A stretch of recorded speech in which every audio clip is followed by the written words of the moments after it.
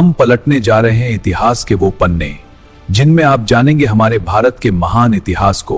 कहानी उन महापुरुषों के त्याग और बलिदान की जिन्होंने गढ़ा है भारत का स्वर्णिम इतिहास। तो आइए शुरू करते हैं भारत में मुगल साम्राज्य के उदय से। यह कहानी है एक ऐसे योद्धा की जिसने किस्मत को अपनी तलवार से लिखा।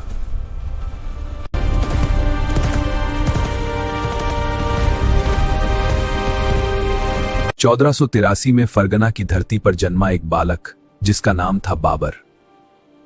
संघर्ष ने उसे मजबूत बनाया।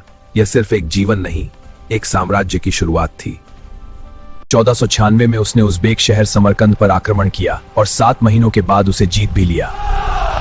1504 ईर में काबुल जीता, 1507 ईर में कंधार जीता, बादशाह की उपाधि धारण की। 11 वर्ष की आयु में फरगाना का शासक बने बाबर को पंजाब के दौलत खान लोदी ने भारत पर आक्रमण करने के लिए आमंत्रित किया था। बाबर ने नदियों और पहाड़ों को पार किया, अपनी सेना के साथ भारत की ओर बढ़ते हुए। यह था उनका ऐतिहासिक मार्च। वीरों चलो, नदियां और पहाड़ हमारी विजय के रुके नहीं रहेंगे।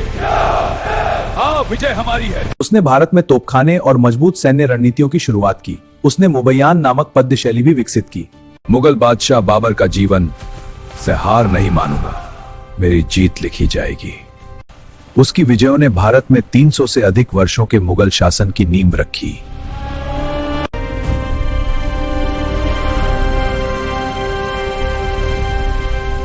बाबर मुगल साम्राज्य का संस्थापक और पहला शासक। वह बाबरनामा का लेखक भी था। युद्ध की गूंज के बीच मेरी आत्मा शब्दों में शरण लेती है। वीरों, आज हमारी तलवारें बोलेगी। शस्त्र सज्ज है हुजूर। शत्रु की सेना युद्ध के लिए तैयार है। हमारी तोपें भयंकर प्रहार करेंगी। तोपें दागो अब। यह युद्ध 21 अप्रैल 1526 को हुआ था और इसी के बाद भारत में मुगल साम्राज्य की स्थापना हुई। इतिहासकारों के अनुसार पानीपत के युद्ध में लगभग 15 से 20,000 सैनिक मारे गए थे। हारने वाली सेना के प्रमुख शासक इब्राहिम लोदी भी इसी युद्ध में मारे गए। 1526 में इन्होंने पानीपत के मैदान में दिल्ली सल्तनत के अंतिम सुल्तान इब्राहिम लोदी को हराकर मुगल साम्राज्य की नींव रखी। मेरी नियति हिंदुस्तान पर विजय प्राप्त करना है। मैं मुगल साम्राज्य की नींव रखता हूँ। 17 मार्च 1527 में खानवा का युद्ध मेवाड़ के शासक राणा सांगा और बाबर के मध्य हुआ था।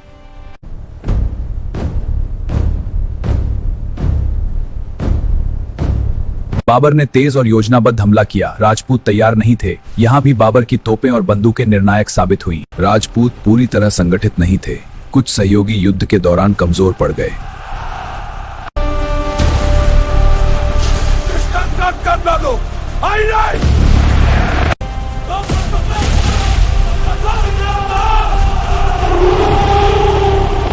सेनापतियों ध्यान दो, वाम फ्लैंक पर हमला तेज करो। केंद्रीय बल संभालो, विजय हमारी है। इस युद्ध में राणा सांगा की हार हुई थी और बाबर की विजय हुई। चंदेरी का युद्ध 29 जनवरी 1528 को बाबर और राजा मेदिनी राय के बीच लड़ा गया। चंदेरी का किला मजबूत था लेकिन पूरी तरह सुरक्षित नहीं था। बाबर ने रणनीतिक तरीके से उसे घेर लिया और एक ही रात में बाबर की सेना ने चंदेरी के किले पर कब्जा कर लिया। हार निश्चित देखकर राजपूतों ने जौहर किया। इससे सेना की शक्ति और कम हो गई। कहा जाता है कि अपने पुत्र हुमायूं के बीमार पड़ने पर, हे अल्लाह, हुमायूं को स्वस्थ कर दे और उसकी बीमारी मुझे दे। इसके बाद बाबर का स्वास्थ्य बिगड़ गया और अंततः वो 1530 में 48 वर्ष की उम्र में मर गया। बाबर की इच्छा थी कि उसे काबुल में दफनाया जाए, पर पहले उसे आगरा में दफनाया गया। लगभग 9 वर्षों के बाद हुमायूं ने बाबर की इच्छा पूरी की और उसे काबुल में राजा राम जाट ने दफना दिया। 1530 में बाबर की मौत के बाद उसका बेटा हुमायूं सिंहासन पर बैठा। मैं हूं हुमायूं। आगे आप देखेंगे मेरी कहानी, तो चैनल को लाइक और सब्सक्राइब जरूर करना।